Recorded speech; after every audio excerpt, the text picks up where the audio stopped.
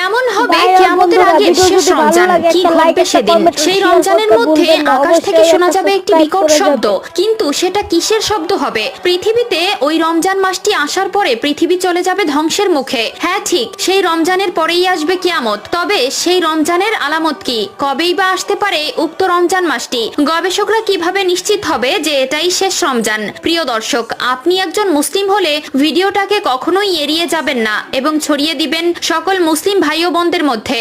এবং যদি আসন্ন রমজানে সবগুলো রোজা রাখার নিয়ত করে থাকেন তবে অবশ্যই একবার ইনশাআল্লাহ লিখে কমেন্ট করবেন। তো চলুন ভিডিওটি শুরু করা যাক। এই পৃথিবীর শেষ কিভাবে হবে তা নিয়ে ইতিমধ্যে বিভিন্ন গবেষক বিভিন্ন রকম মতবাদ প্রকাশ করেছে। কেউ কেউ বলছেন সূর্য এই পৃথিবীকে তাপ দেওয়া বন্ধ করে দিবে। সূর্যের আলো পৃথিবীর প্রাণের সবচেয়ে অবিচ্ছেদ্য অংশ, কারণ সূর্য সালোক সংশ্লেষণের প্রধান উৎস এবং পানিচক্র সূর্যের আলো ছাড়া ধ্বংস হয়ে যাবে। আবার অনেকে বলছেন পৃথিবীতে পানি শেষ হয়ে যাবে। তবে এর ভেতরে সবচেয়ে যুক্তিযুক্তপূর্ণ মতবাদ হচ্ছে পৃথিবী তার নিজস্ব ভর হারাবে, যার ফলে পৃথিবীর সাথে অন্য কোনো গ্রহের সংঘর্ষ ঘটবে, আর এই জন্যই ধ্বংস হয়ে যাবে পৃথিবী। কিয়ামতের বেশ কিছু আলামত ইতিমধ্যেই প্রকাশ পেয়েছে, যা আমাদের প্রিয় নবী সাল্লাল্লাহু আলাইহি ওয়াসাল্লাম 1400 বছর আগে বলে যাওয়া কথার সাথে মিলে যাচ্ছে। হাদিসে বর্ণিত আছে, মানুষ এতটাই সম্পদ প্রিয় হয়ে যাবে যে তারা অর্ধ উলঙ্গ অবস্থায় থাকবে, অথচ উঁচু উঁচু দালান কোঠা তৈরি করবে। অন্য আরেকটি হাদিসে আমাদের প্রিয় নবী সাল্লাল্লাহু আলাইহি ওয়াসাল্লাম বলেছেন, কিয়ামতের আগে সময়ের বরকত কমে যাবে,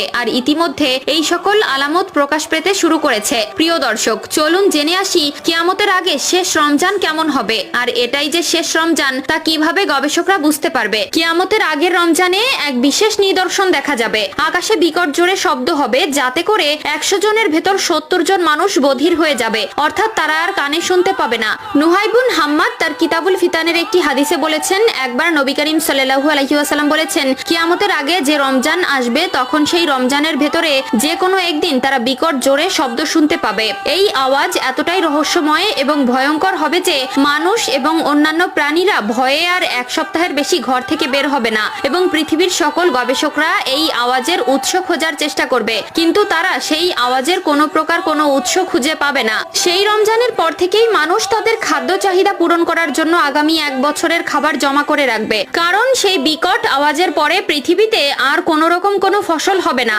মানুষ অনাহারে থাকবে ও ব্যাপক দুর্ভিক্ষ দেখা যাবে। আমরা মুসলমান হিসেবে কিয়ামত দিবসে বিশ্বাস করি এবং এই পৃথিবীতে যে কিয়ামত ঘটবে তা নিয়ে কোনো প্রকার কোনো সন্দেহ নেই। তাই আমাদের সকলের উচিত সেই দিনের জন্য নিজেকে প্রস্তুত রাখা, কিয়ামতের জন্য বেশি বেশি নেক আমল করা, এবং আমাদের উচিত আল্লাহ তাআলার নেক বান্দা হয়ে ওঠার চেষ্টা করা। বিভিন্ন ইসলামিক গবেষণাবিদরা বলছেন কিয়ামতের সময় খুবই আসন্ন। আল্লাহ তাআলা আমাদের সকলকে